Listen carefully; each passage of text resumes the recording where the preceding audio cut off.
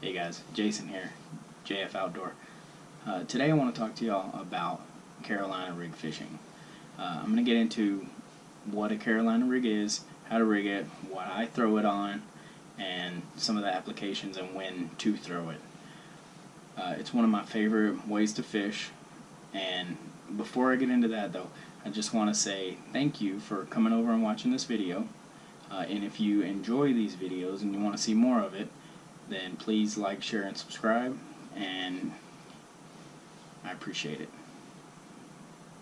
Okay, so let's get into it.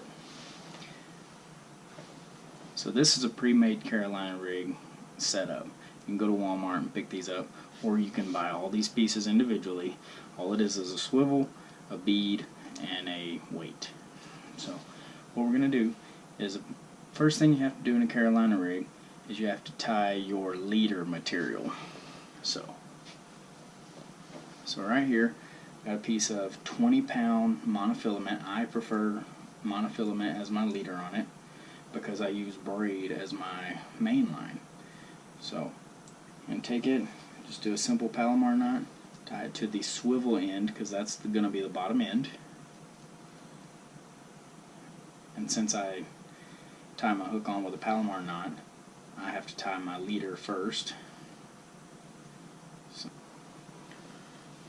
here we have Carolina rig, pre-made Carolina rig with leader.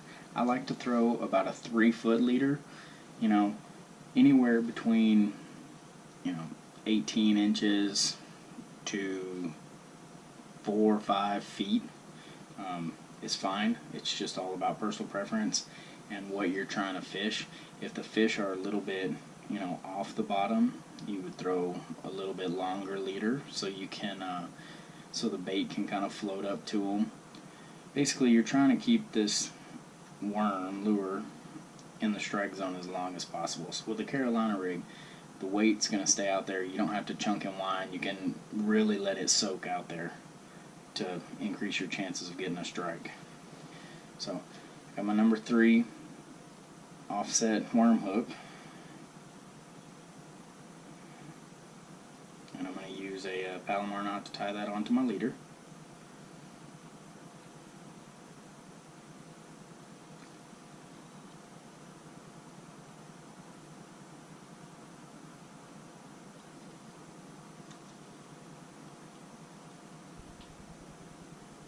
Cut off my tag end.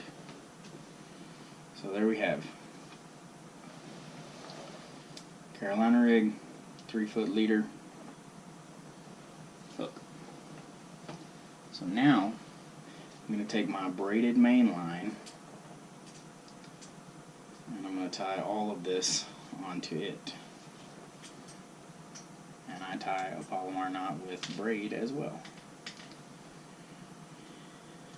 So make sure you very carefully tie it up. You want to hook yourself.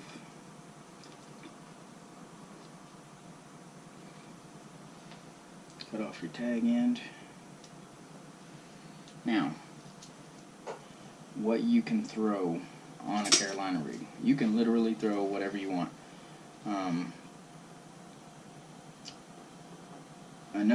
Another method that people don't talk about a lot is you can put this Carolina rig pre-made deal on, or regular self-made Carolina rig, and you can put a big crankbait on, and that crankbait will float behind it.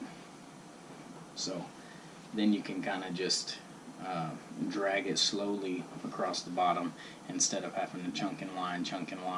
A crankbait, that's another way of catching offshore fish.